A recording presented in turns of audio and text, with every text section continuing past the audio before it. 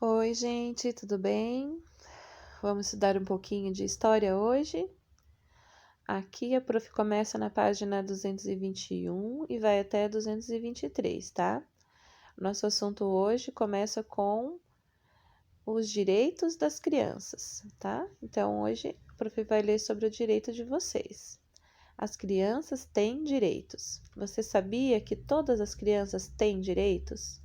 No Brasil, alguns dos principais direitos das crianças estão reunidos no Estatuto da Criança e do Adolescente, que se chama ECA, que entrou em vigor no ano de 1990.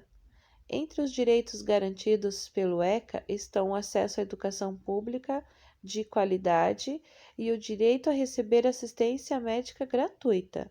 Outro direito fundamental das crianças é o direito de ter uma família. No entanto, por razões diferentes, muitas crianças não possuem uma família ou não podem viver com ela. Assim, para terem seus direitos respeitados, essas crianças podem ser adotadas por uma família substituta. Leia a seguir um trecho do ECA que trata desse assunto. Artigo 19. É direito da criança e do adolescente ser criado e educado no seio da família e, excepcionalmente, em família substituta, assegurada a convivência familiar e comunitária em ambiente que garanta seu desenvolvimento integral. Então, aqui tem uma perguntinha. Por que as crianças que não possuem família têm direito a uma família substituta? Então, como vocês sabem, muitas crianças estão sem suas famílias por vários motivos, né? Vocês podem conversar com o papai, com a mamãe de vocês, eles podem explicar também, mas às vezes as crianças, por exemplo, elas perdem o pai, perdem a mãe, não tem com quem ficar. Às vezes o pai ou a mãe comete alguma coisa errada e não pode ficar com os filhos. Aí eles vão para uma casa de adoção, tá? Aí nessa casa eles ficam morando lá, recebem todo o auxílio do governo e aí logo em seguida aparece alguém para adotar eles, tá? Aí se alguém adota e leva para casa e cuida deles, eles têm uma família. Vocês estão vendo essa foto aqui? Aqui está a mãe desta menina que está do lado e este menino foi adotado por eles, por essa família. Que família linda, né? Continuando, o cotidiano das famílias no passado. Assim como nos dias atuais, as famílias no passado eram formadas de várias maneiras e tinham cotidianos diferentes, umas das outras. Até cerca de 50 anos atrás, no entanto, era comum que as famílias fossem maiores que as famílias atuais.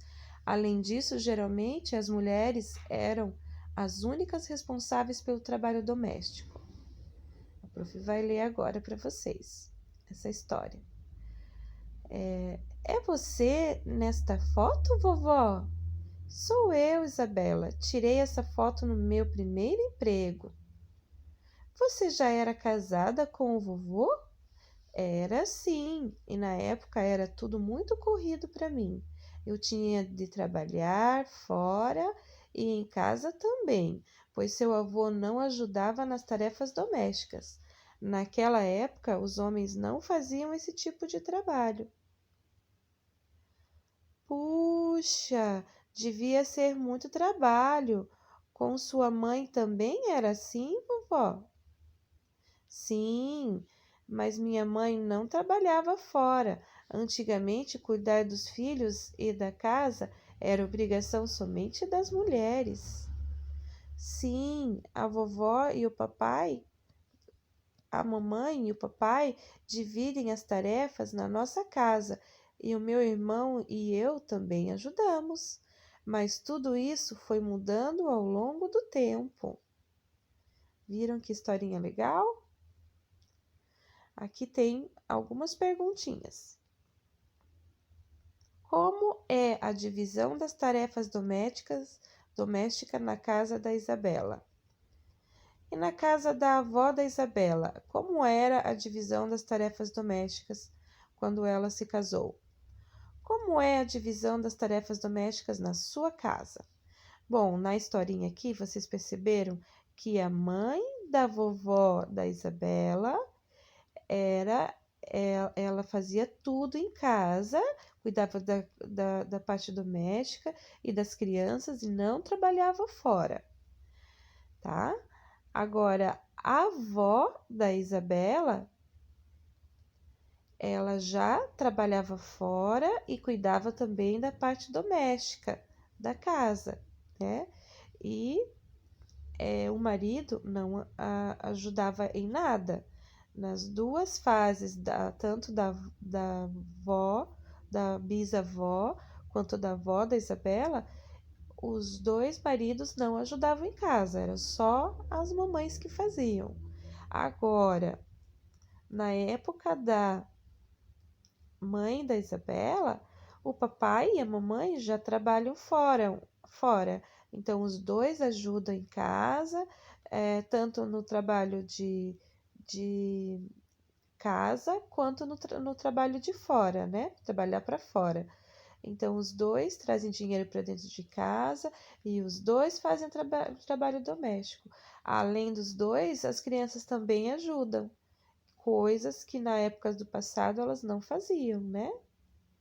Muito interessante isso, né? Dá para refletir.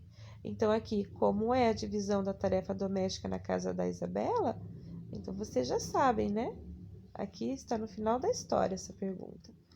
E na casa da avó da Isabela? Como era a divisão das tarefas domésticas?